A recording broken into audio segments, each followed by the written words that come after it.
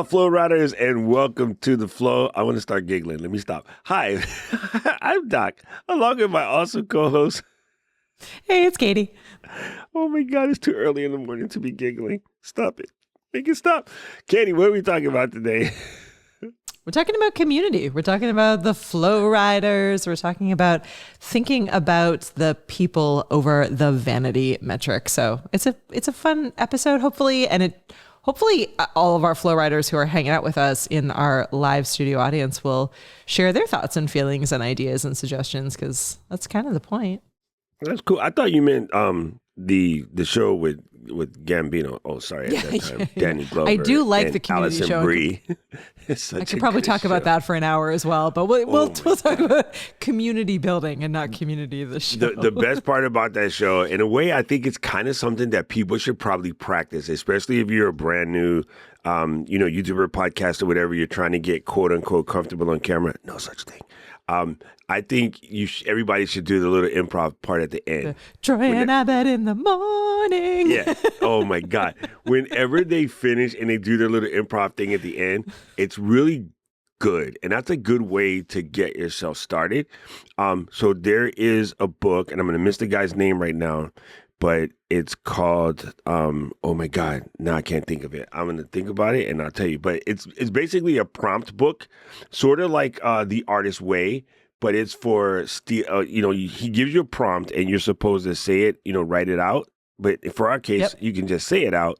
So you get used to speaking, without overthinking things. And I thought about it, I was like, this is actually a good concept for people who are getting new. Oh, Still Like an Artist. There you go. That's the name of it. So the Black version of the book is Still Like an Artist Journal, and his name is Austin Kleon. And so he'll give you crazy prompts. And so I actually thought about one that I'm going to use as a community example for my community on Saturday. And the prompt is, so all you guys who are here from my community, you get a head start. It's 10 things I want to learn. And I'm just like, hey, I always have a whole list of things that I want to learn. I don't know if I wrote them down somewhere. I just have them in my head, right? And so that's really good. And the other one is like, go to an art store and shop for a new pen and use this page as a tester.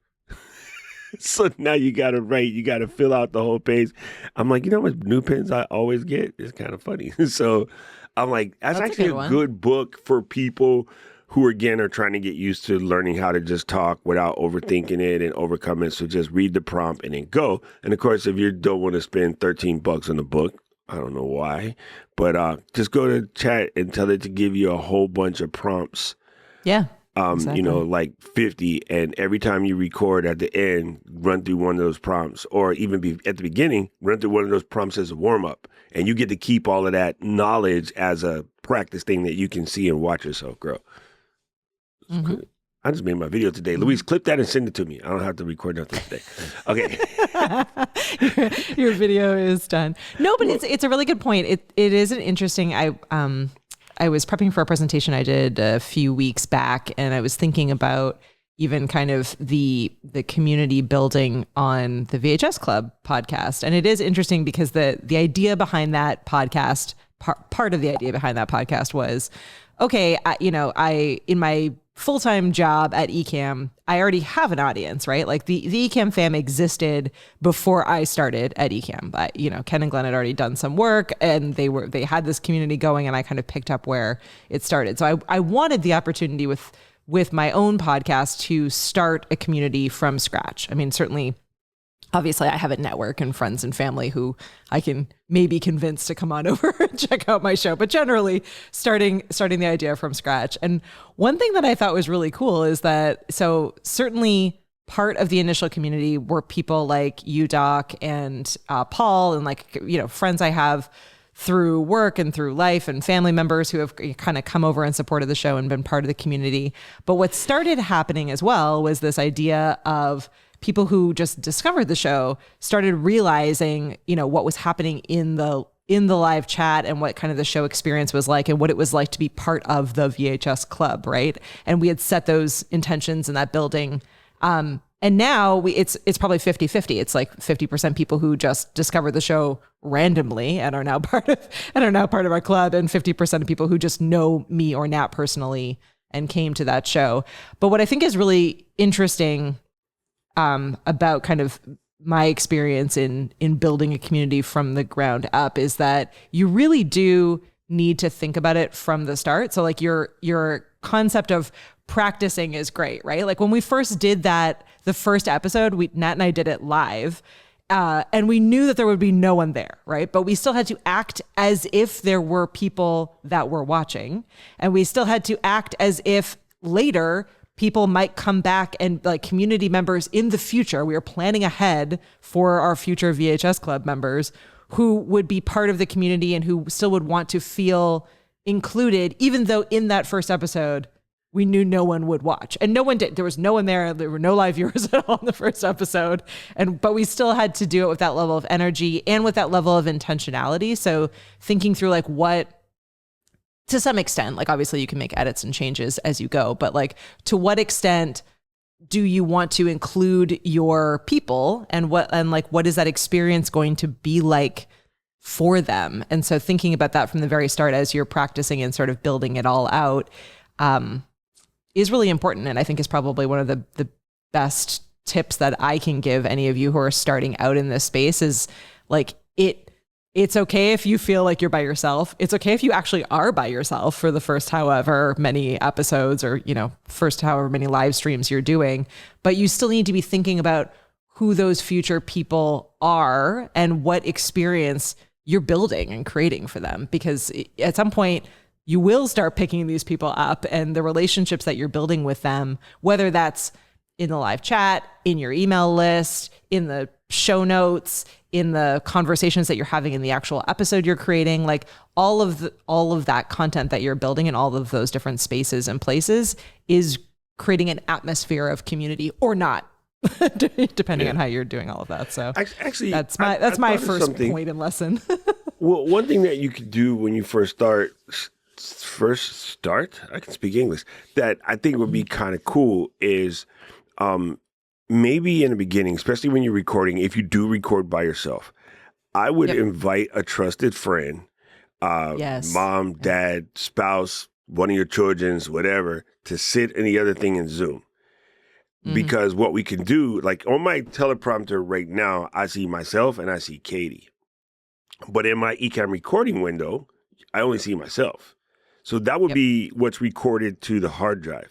So I would put the other person there, and they could do their homework. They just see the top of their head. But the fact is, you're not talking to yourself, right? You're talking to someone. You're talking to someone, and that will make your job a lot easier.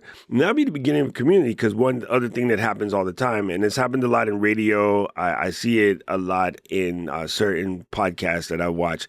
They might have their elderly mom as the person that's, sort of in the chat. And of course, mom will say and ask the craziest questions, and it gives you an opportunity to share that, and it becomes part of the deal, right? So, even when we think of someone like Pat, Deep Pocket Monsters, it's for him and Oni. But of course, it turned into mostly him. Oni's still there, and everybody knows that, right? So I think there's a process where you could actually set yourself up. And if you do what you thought about and you create your community first, it gives the people someplace to go. Because what you don't want to happen is you already have this audience now, and you got like 50 people strong, and there's no way for them to communicate with each other than the live chat, because they're still a little bit disconnected, right?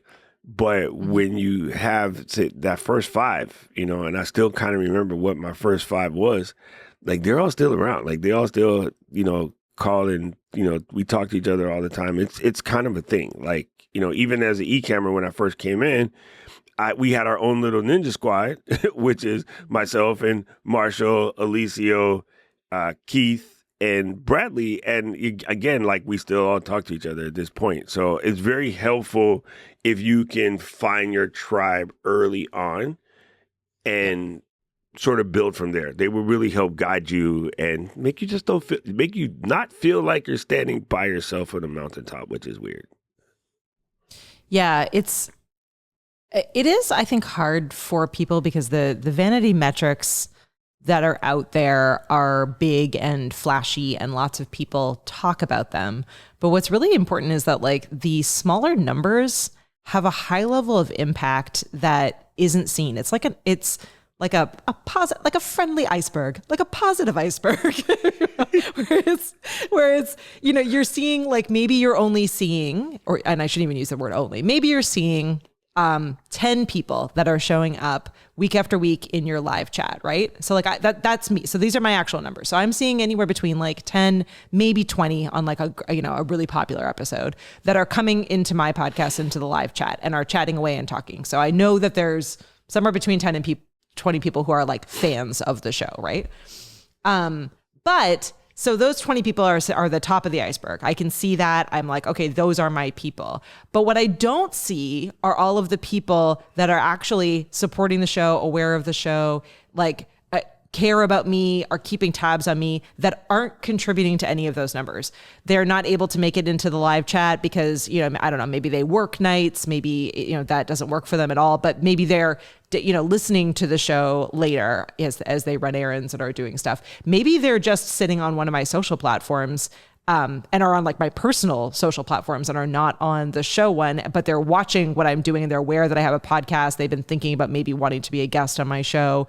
There's all of kind of that under the water people that are not contributing to those vanity metrics. So you might be sitting here thinking, oh, I'm a failure because I only have 10 people that listen to my show on a regular basis, when in reality, there might be upwards of 100 or 200 plus people. And those 100 or 200 plus people might be telling all of their friends about, how their friend Katie has this podcast where she talks about 80s and 90s movies, and, and it was getting them thinking about it. So like your impact is much bigger than what you see. And I think that's really important for all of us to understand, is that those meaningful connections, so like my 10 people, I could ask them anything and they would give me honest feedback. They often are sending like emails back and forth to me, or direct messages, sharing ideas, asking to be on the show, connecting with me. Those people are more important to me than if I had 1,000, 10,000, 1 million people who never ever showed, or who didn't get in touch with me, or didn't answer any of my questions, and weren't at all engaged. So it is really important to, as you're thinking about this, to understand the difference between vanity metrics and like even subscriber counts, all of those numbers that are out there that exist, versus the actual people that are behind them. I know lots of people always use it as think about them being physically in the room with you. Like if there were 50 people physically in the room with you, that would feel like a very busy room. Many of us introverts would be like, 10 people in your kitchen, but I've seen 10 people in your kitchen. Yeah. Your kitchen is good for about 20.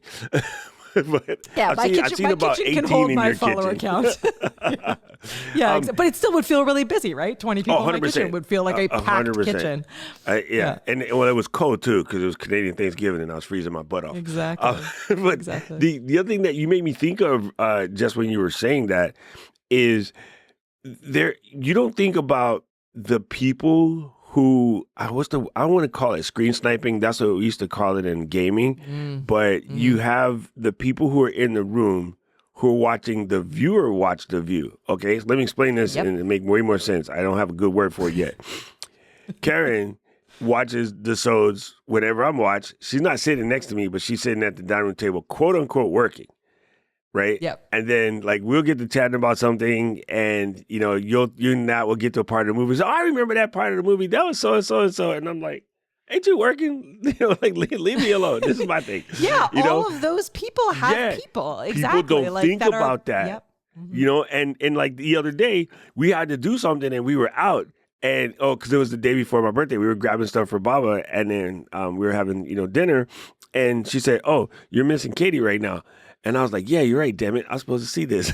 So it's kind of funny that you forget about that. And in the old ad days, whenever you bought an ad on the back of the magazine, the salesperson always lied to you about how many people see it when it's upside down in the doctor's office. Well, on the YouTube side, it's a little bit true because a lot of people watching on TV. So other people in the house watch accidentally. And, you're 3-4 episodes in the Kardashians, as the guy on the couch not paying attention, who leans over and go, man, the son is kind of a dork, yeah? They're like, oh, you was paying attention? No, I don't even like this stupid show. But that happens all the time. Where the person that's on the side all of a sudden got questions, right? So good point. Good Yeah, point. and I mean, and depending on what business you're in, so I see our friend Paul Gowder's in the comments right here, right? Like I am a passive member in Paul's world, right? So Paul has like a couple different community spaces, and Paul is a friend of mine, and so I follow him on social. I'm part of some of his communities, but I'm not an active member. I'm not showing up for every single stream that he's in, and I'm not like even regularly in his community, commenting and engaging. So Paul would not see me as that top of the iceberg. He would see me as that below scary part of the iceberg. But if anyone out there asks me a question about community building, about powwows, about Disney, about email, I'm like, oh, let me recommend and tell you about my friend Paul. Like Paul is, amazing at all of these different things. Like you need to book a Disney trip, you needed to talk to Paul's wife, Kelly. Like I can connect all of those dots because I'm sitting there passively watching, and I am actually a part of Paul's community, even though I am not an active contributor. Right. So again, if we can sell you on one thing in this episode, is that none of this is all that easy. It takes a lot of time and momentum to build to the number that you probably have in your mind, whether it's in the back of your mind or the front of your mind. And a lot of those numbers are not a fair representation of what you're actually building and what value you're actually providing to people. So it's really important to remember. And Jeremy said something that's very true. Like a lot of people are listening passively in the background. I have put, when I need some noise in the background because I'm doing something and I just don't want to be in the house by myself, or I just need some noise just to keep me focused on what I'm doing. You need to like make noise in your head sometimes. I'll have the powwow streams on when there's a live event. I'm just curious. Like, I'm just nosy. I have no idea what's going on half the time, but, sometimes you get music, sometimes you get dancing, sometimes you have just, people talking, or they have little clips that they play. It's just the ambience of having other people in the space. You just don't feel like you're in the house by yourself while you're doing things. And so I've totally played streams like that, while I'm quote unquote packing all this crap I got to bring to you. So, it's just on. So Jeremy is 100% correct. Paul said, I'm a 30-year overnight success. Exactly. But it's important for everyone to hear, because I know that there are many of you in our community, in the Flow Rider community, that like you've been at it for a bit and maybe you feel a little bit disgruntled over it, or you're still trying to figure out exactly what your space is, or maybe you're just getting into all of this. It's just the internet in general is giving us all of this data, and I would say a good 80% of it is just like frustrating data. So that would be the first thing to keep in mind. Here's something. Okay, content creating. All right, Luis, write this down. Okay, content creating is like cooking. Okay, there are chefs, and they're known for their chefery. They're known for their culinary skills or whatever. But imagine not eating because you can't cook the way, say, Emerald Lagasse cooks, or Bobby Flair, one of those other dorks from the TV. Imagine not getting your Gordon Ramsay on because I can't cook, so I'm not going to cook anything. I'm not going to eat anything because I can't cook. It's not how it works. Like, there are definitely people who take it all the way to the edge, and then there's the people that you do it because you need to do it anyway. Right. I think in a way creating is somewhat like that. And you had mentioned the vanity metrics and why people think they're so important. Well, when the system first came out, the only way the system knew how to gauge success is by those numbers. None of the platforms except for only two platforms right now still go based off of subscribers and views. And those are platforms that nobody watch anyway. Looking at you, LinkedIn.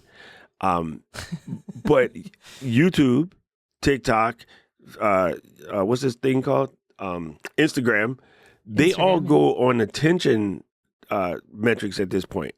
So if you go in and you start liking a bunch of videos talking about fountain pens, you see all these fountain pens. And I'm going to tell you how I know this, full stop. I had never watched over the last how many years, I had never watched a single reel about ADHD. Not a single one. And then after my diagnosis And then I just so happened to be, looking things up on the Google box, which leaves a couple of breadcrumbs. And Instagram goes, oh, see what's he watching now? Then Instagram goes, okay, here's one creator. The first one they sent me was funny. Click it. Now that creator was actually relatively huge. But then I'm getting all these creators who are small, but they're speaking. And now the algorithm is so well worked out. I'm getting the old fart ADHD people like myself. Rarely, if ever, do I see the really young people anymore, because it knows, it knows just from the breadcrumbs that's left from me surfing around the web and doing things. And watching what you're clicking on, and watching what you're clicking on, what you're liking, what I'm sharing with Jill, because we're in the same boat. Hi, Jill. And even everyone hears me talk about, musical Tourette's. And so this lady had made a video. She's in her mid-40s. And she goes, I have this thing where if I hear a song or somebody mentions a word, I just go to the song. I don't know what it is. It's driving me insane. What the heck is this? And I wrote this, little thing in her comment about musical Tourette's and what it's like and how my community thinks it's funny. And it is, but I've been this way since I was a little wee lad. And then I swear, 2 days later, I got a video sent to me about a person explaining echolalia. Turns out there's a name for it. I just been calling it musical Tourette's because I can't stop it. But it's called musical Tourette's is more of a fun name. Yeah, but echolalia is the actual term. But you know what I'm saying? Yeah. So the thing knows what you're going on. So stop worrying about thinking because you're small, nobody sees it. I tell my community every week. I show them examples every week. I get fed brand new creators with 200 or 300 followers every single freaking day. And when I watch one of those videos, what makes me different from you is I'm a nice guy on the internet, and I comment on those person's videos because I know they just started. I always, if I watch a video and I get 1 ounce of courage out of that video, I comment on the video. I never just watch a video that I like and don't comment on it and leave a word of suggestion, because that's like going to a restaurant and not tipping. That is 100% eggplant emoji move. So I always comment because they need it. And it makes them feel better. It makes them keep going. They do. And which is actually a great segue into the next thing that we wanted to share with everyone, which is if you are just starting out and you're working on building up this community, you should be really closely paying attention to those people like Doc who comment, right? Whether that's in a live chat, whether that's they join your mailing list and send you, an email back, or it's a direct message on one of the social platforms. But you should start by creating an environment of community. So give them time and space and places to reach out to you. And when they do reach out to you, reward that behavior. So take the time to personally, not AI or robot driven, personally respond back and acknowledge their comment, answer their questions if they asked you a question. Like it if they've shared something with you, and get to know them, because those initial 10 to 20 to 30 to 100 first listeners, first community members are going to be the people that help to set the tone and personality and culture of your community, right? So you really do want to spend time with them and get to know how and why they found you and what they like and how you could improve that experience. So it is a conversation. It will remain a conversation, hopefully, regardless of how big you get, but definitely in those initial, first, I would say upwards of 100, people that start joining your show or your podcast or your video to whatever else it is, your community. Start really spending the time to actually acknowledge them, whether that's in episodes like we do often on this show, calling people out that are in the chat, or, or commenting back, or answering their emails, or sending them direct messages. It really does go a long way.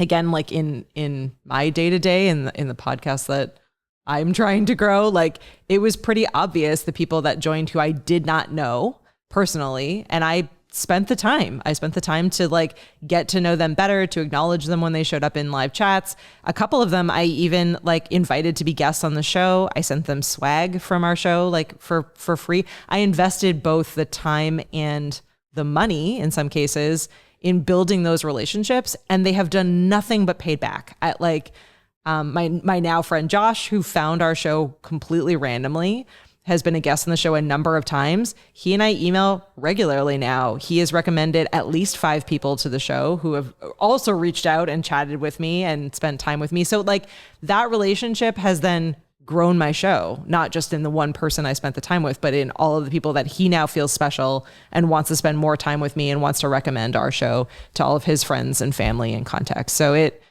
it's all obvious advice. And Doc is like, you're great at this, like in bringing your community members with you into other places and spaces. I mean, my show's grown from your community members showing up and supporting, and like, shout out to Dina, for example, who I posted about one of my kids is doing a fundraiser, and Dina was like, I'm in, I bought these 3 things for the fundraiser. Like, that's the power of Doc's community, that not only do they show up for each other and for Doc, but they show up for people that Doc is friends with and works with and spends time with. So it and all of that, I mean, none of it is, there's no magic anything to it. There's Not really. spending the time and the energy to actually get to know the people behind the avatar, behind the email, behind the direct message. So I wish that there was a magic bullet to solve all of these problems, but there really isn't. You just need to be relationship driven, community driven. I can tell you the number one thing that's squelching most people's community right now is their perfectionism. Because community wants to know you're just as effed up as they are. So if you are so busy walking around prim, proper, straight up, looking schmood, then they just assume that you're untouchable. So you're actually blocking your growth by trying to be too perfect. And the other thing that I would say that's super important in the beginning, if you want your comments, your answers to your comments to be conversational, then cheat. I do them with my voice. Because number one, Katie can tell you I can't type. So yeah, if you're Doc, you can use AI. No, it's not even AI. I'm just using my dictation. Well, I guess that's kind of sort of AI. I'm just using the dictation that's sort of built into the phone, and I tell it not to correct anything. Like I want it to just be what I say.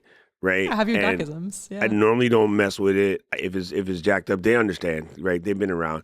And I literally just answer those comments with my voice, because one thing they'll cause you to do, you'll leave a deeper reply. When you reply by typing, you're going to be quick. So when you reply by dictation, you'll leave a deeper reply, and then it reads exactly like your voice. And whether you know it or not, when they're reading it, unless they have ADHD, they're reading it and they're hearing you. When we read stuff, we hear our own self, which is jacked up. It's why our brains are so squirrely. But it's one of those random things that, they'll start to connect with you better. So in the beginning, or actually as much as you can, answer your replies with, literally instead of typing it out, say it out. And you know what's funny? They always say, we couldn't tell the emotion you meant. Trust me, Katie has heard this conversation. We can't tell the emotion you meant in your comment because comments don't have the thing. Well, that's because you tried to type it out. You see what I'm saying? And had you just said it, it might have came out more like how you actually are. And then it might not have been that swing in the dark and whatever. And maybe even make it funny. Let people know that you answer by your voice, because my people know. And then now if they see something that doesn't match, they'll fix it in their own head because they realize Siri was doing drugs or whatever she does that causes her to be so silly sometimes. So simple. Make your job easy.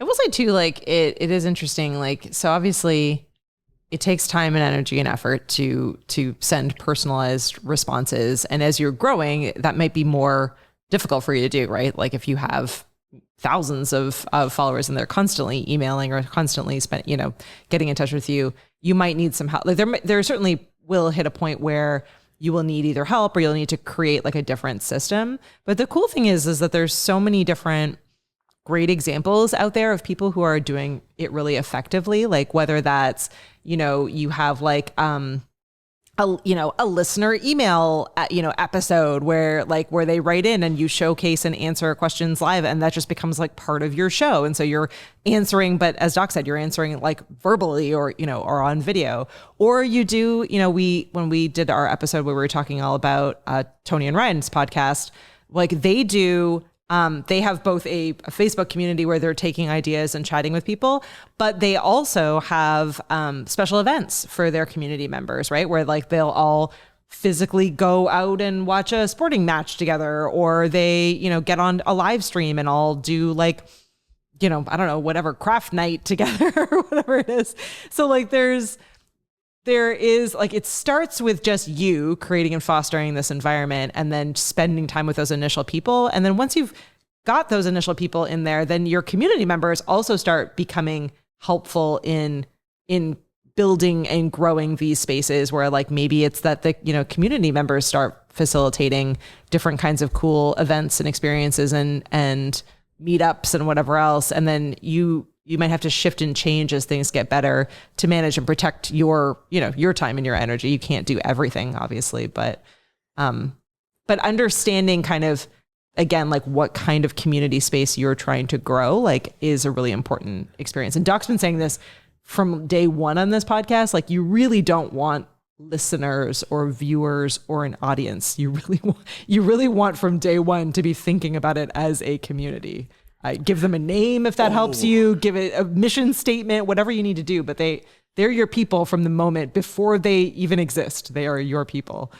I heard an extremely large podcaster, with almost maybe 500,000 followers, say something borderline stupid on Sunday.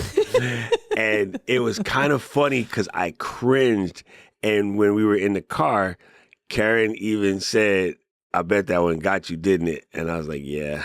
Okay. So, a lot of the audio podcasters are realizing that they need to make video now. And so now they're all learning that they need to bring their butt to YouTube, which is why I told you guys 2 years ago to do it. And now all the big guys are going to come. You're going to feel left out. That's your damn fault because I told you to start 2 years ago. Anyway, he said, if you are watching this on YouTube, we need you to go in and hit the subscribe button. Now, even if you're not going to watch it, go in and just turn it on or just go and subscribe anyway. And I was like, no, dummy, that would jack you up. If all of a sudden people heard that episode and say 1 million people from listening to that episode go and subscribe and then they never watch YouTube again, YouTube's going to go spam and that channel is shut. Or they'll never recommend it to anyone. Like, it is so silly. You never, ever, ever do that. Like it was dumb. So I just thought that was funny. Yeah. All right, so it's because you can't give them like things that are not.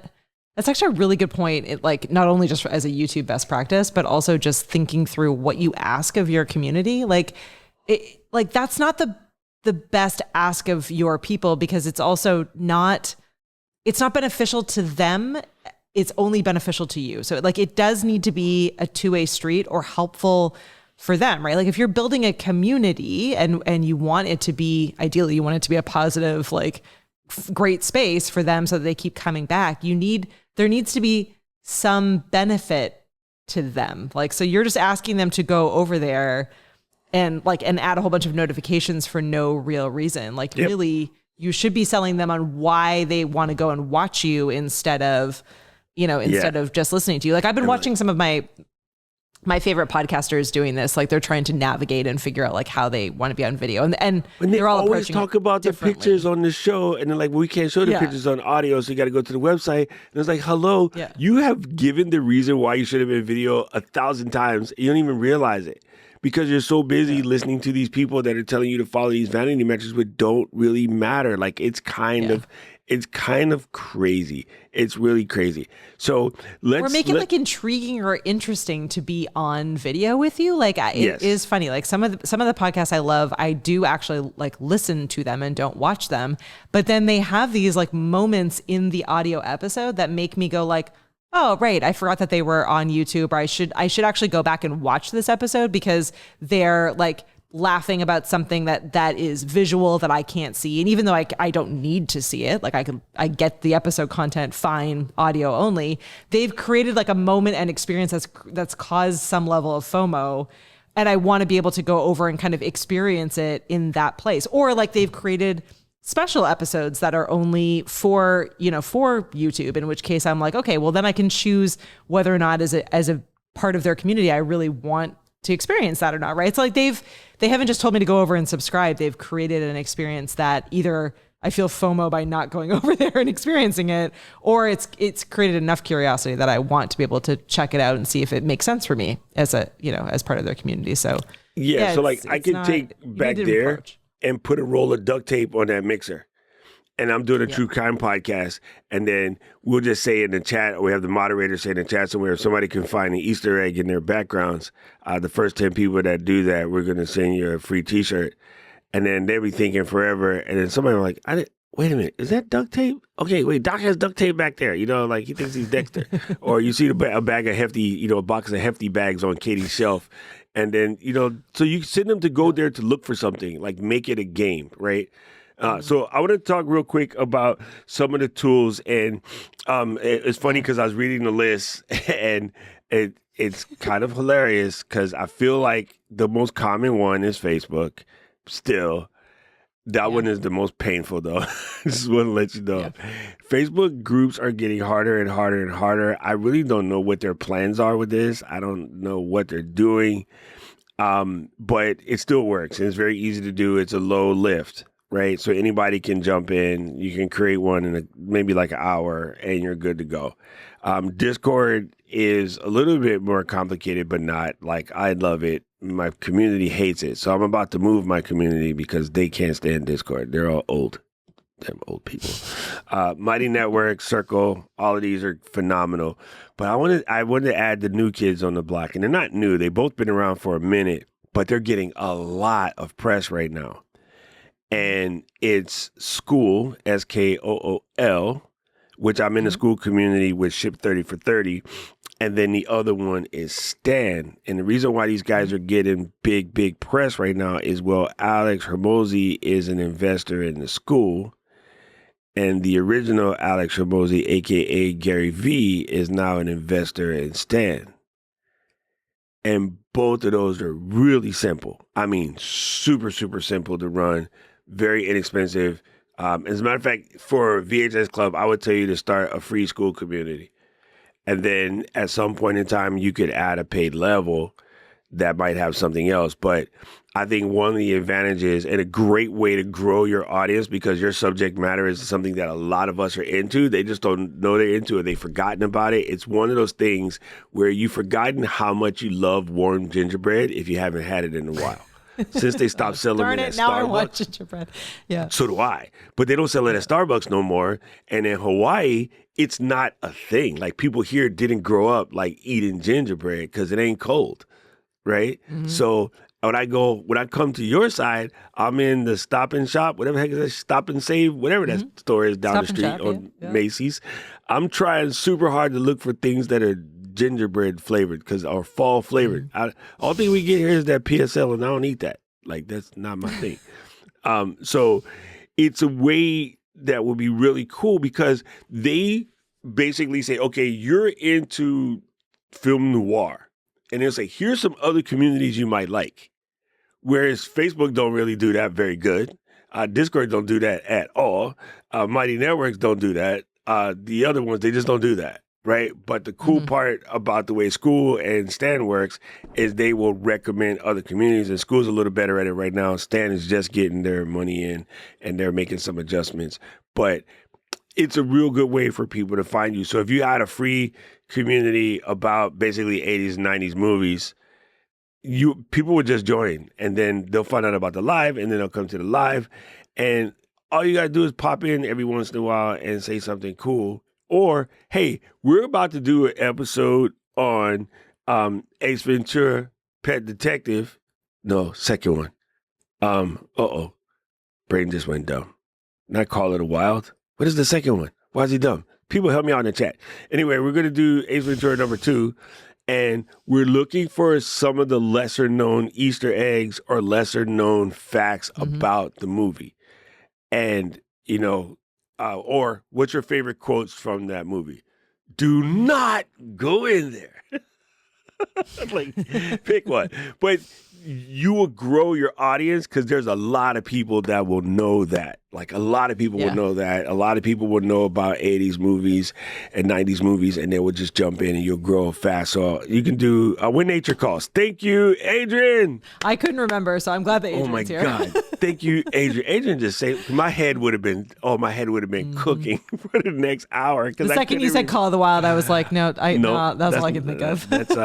That's a book we had to read in 12th grade. Yeah, exactly. Right? See, Adrian said, hadn't thought about that movie movie in years. And that's the point. When you watch VHS Club, Adrian, this is exactly what happens. And I was in my house, and Carrie said something to me about the cleaning the kitchen or something, and I had to take something that went crazy in the fridge out. And I was in my fridge. I went, I have exorcised the demons. This room is clear. And then we just started yakking for like a half an hour about that movie. And then she said, hey, did Katie do that movie yet? And I'm like, I don't think so. So I immediately text Katie, did you do When Nature Calls yet? And she's like, no, we should. You could be on. I'm like, done. Let's go. See? So that's exactly how it happens, right?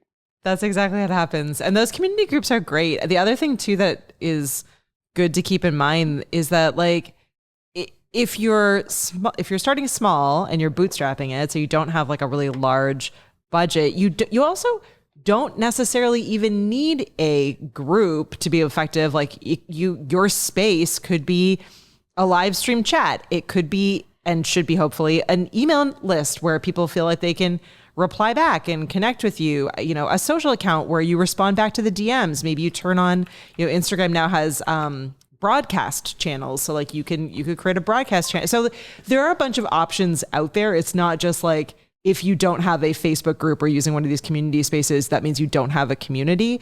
You need to be thinking about it across all of these different places and spaces. And you might have some combination of many, if not all of those, depending on what kind of, what your topic is or where your people are at, or it might evolve. Like with my show, I've been really realizing more and more lately, and I still haven't figured out a perfect solution to it, but I'm like, oh, my people actually want to watch the movies with us too. Like we want to review the movies, but we want to create a time and space for them where we have like a place where we can all watch it together, like, grab our popcorn and be able to talk over it, that viewing experience, right? So Mystery I need to find a community space, right?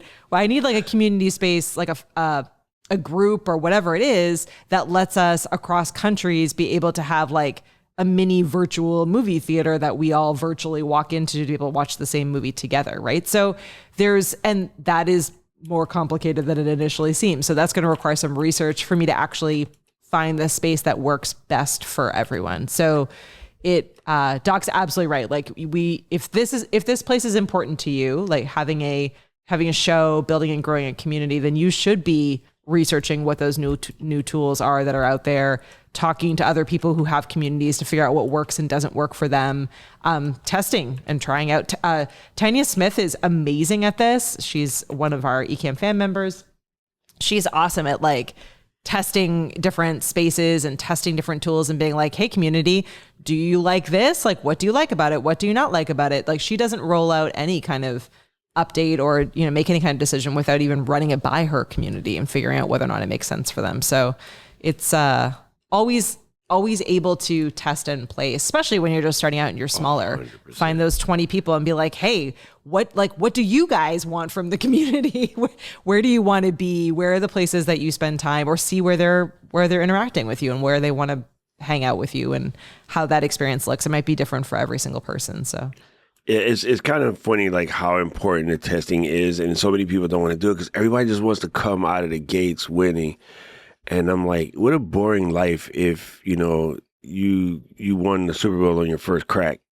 Because then what happens when those things do happen by accident? Everybody, even if you don't follow soccer, you may have heard of the Leicester City thing a couple years ago, where this team that was from a lower division came into the Premier League, and like in their second year, they won the whole thing. And that's never going to happen again, bro. Like that was a once in 250 year type situation. And now that team is back to sucking balls again. So now had they grown slowly, back to underdog status, right? If they'd grown slowly, they might still be winning. But they had a weird situation of lemony snickets, situation of unfortunate events that just put them in a position, and they won. And now everybody's waiting for them to come. They're not coming back, bro. It's going to be a long time. And so you kind of don't want that either. Everybody is stuck on the word viral. I need the word viral to go and die in an air fryer somewhere. Like, I really, really hate that terminology. It's obnoxious. It's dumb. The things that people do to try to go viral are very disingenuous. It's very, like, it's not good for anyone's brain, soul, psyche, whatever. And the platforms don't even really want someone to quote unquote go viral anymore because now they realize it's not sustainable. They are getting sued for, kids trying to do things to go viral, even though the lawsuits normally get thrown out because they're not your kids' parents.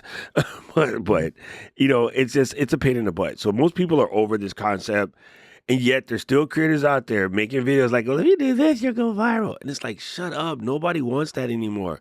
What people want is real connection with real people. I don't care what they tell you. Even that person who's trying to make the viral videos is lonely. And a prime example, and it's really sad, there's this kid who's in jail in Korea right now because he thought that going viral by doing stupid stuff was going to make him 15 minutes famous. And now his 15 minutes has been 5 months of prison in Korea. It ain't the same as here, bro. Let me explain you that. It ain't the same as here.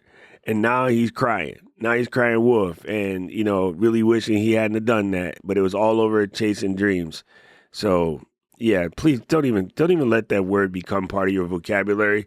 It's not helpful. It's just not helpful. I don't even know why they named it that because it doesn't even have a good connotation in the first place.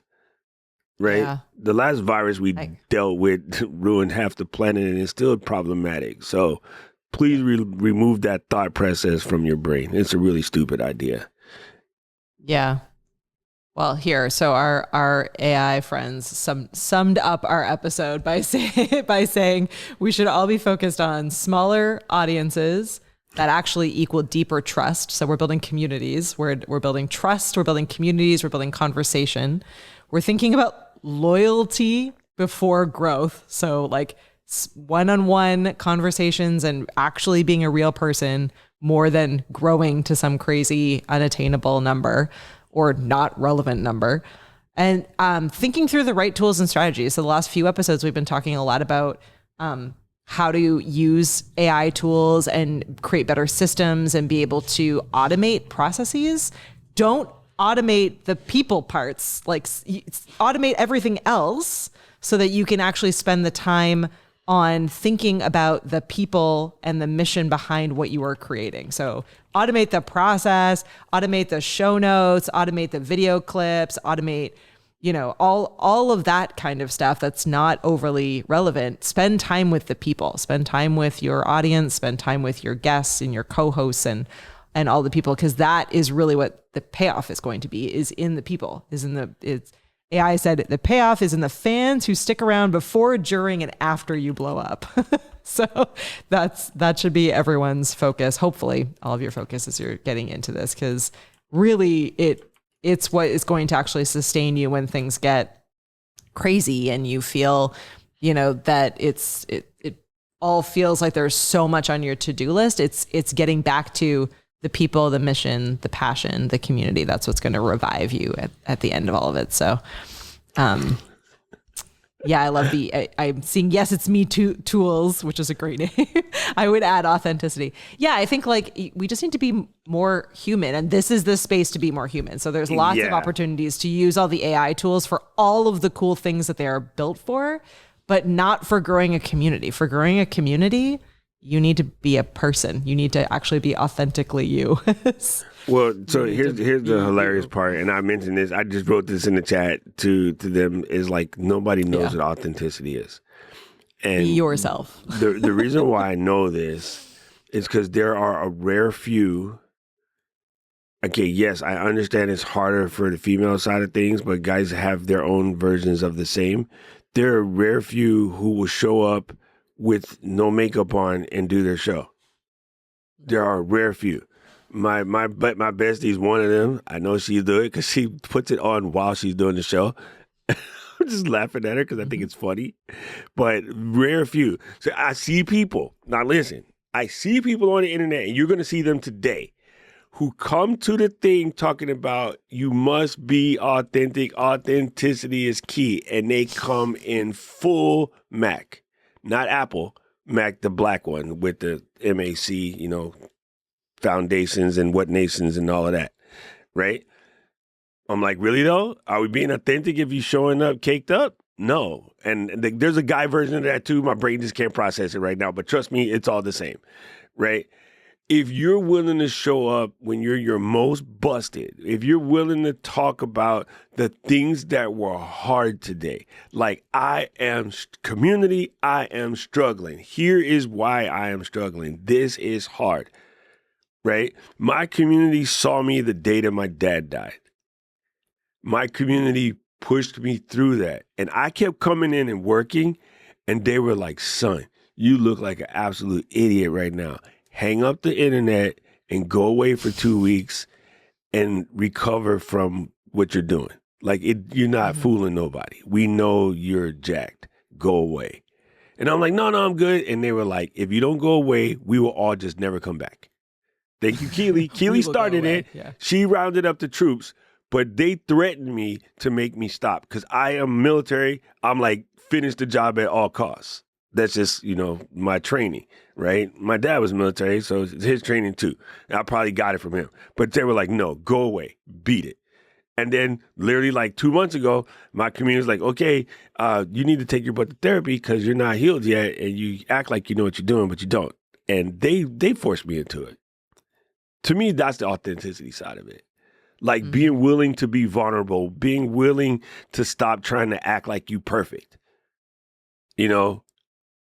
That is where the real part shows up. And the other thing, and I will repeat this because Seth Godin said it and I believe the GOAT. Authenticity just means showing up at the same time and place where you say you were supposed to. They're expecting you to be there when you get there. If you guys might be too young, some of you guys might be old enough. I know Paul knows. Jeremy's old enough. When Coke decided they were going to do the new Coke, that joint lasted 2 months. 2 months. And the planet went, nuh-uh, Coca-Cola, what in the exact F are you doing? Put it back. And then Pepsi was like, oh, that's not cute enough. Let me try Pepsi Clear. What the? What? It was terrible. It was terrible. And so, no, people who drink OG Coke wanted to taste like Coke. They don't need you to change nothing. They didn't ask you to do nothing. They wanted you to leave it the way it is. And to this day, every time one of your favorite brands changes something, half the people lose their mind. Apple just rounded out the icons and made them a little bit clear, and people are acting like the world melted in one day. We got the highest summers in history. We got food drought everywhere. We got all kind of world strife going on. But oh no, you effed up my icons, homie. So that's the authenticity. Like that's the authenticity really is. And I think too many people started using that word to the point where you're not doing it. So I always say to my community, if you're trying to be authentic, then you're not authentic. Because you can't try to be authentic. That's not real. Real is real. Yeah. Like as dumb as that sounds, gotta be real yourself. is real. Yeah. Yeah. Exactly. Yeah. Awesome. I think we did it. Anything else we want to add? I'm going through our notes so that. But also, we said a couple episodes ago we should do no notes, so I'm not even looking at our notes anymore. I'm laughing at Michael. Michael said Max Headroom's spearheaded the new Coke ads and it tanked his career. That's funny because Max Headroom was virtual, but yeah, that's super funny. Oh, I love it. I love it. Oh my God. Yeah, even the Final Cut closed clapper versus open clapper, man, it's just an icon. It don't mean nothing, people. Why you got, man, people go crazy. I think Apple did that stuff just so everybody would start talking about FCP again. Like, it's kind of funny. Probably. It's kind of funny. This is cool. I really like this topic. As you know, this is one of my favorite things. And I think we are blessed because people who become part of Ecamm fam in general, other companies talk about our community. I don't know if that makes any sense to you, but other companies, like nobody has a community like Ecamm, right? And that was something that, we put into place eons ago. We foster it. You guys keep it going, and hardworking people like Jeremy. I'm never giving you any more compliments, Jeremy, like Jeremy and Daniel and Andy and Paul, our moderators that go in there and keep it sane and sensible. And it really does help. So I think we forgot to mention, or maybe we did, you should definitely find your first couple of people. And if they're down to be moderators, it's important. So many people don't do that. Moderators is a big thing. And if you have questions about that, harass Paul. Paul's in the chat somewhere making weird noises. But he has all the answers when it comes to, setting your people up, how to be moderators and make it work.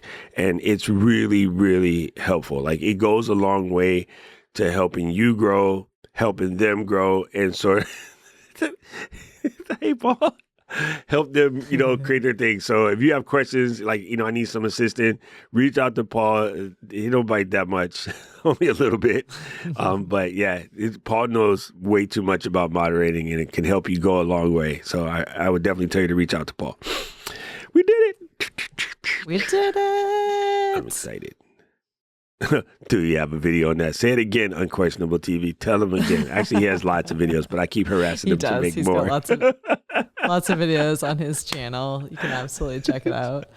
And while you're doing that, you can check out our show. You can find us at flow.ecamm.com and on all of the different podcast players where Doc says, get your podcast where your podcast getting is got. Nailed it. Or something to that extent. That was also exactly on YouTube. Right. Because obviously. Perfect. Oh my God. Katie nailed it. Look, I'm taking off next week because Katie nailed it.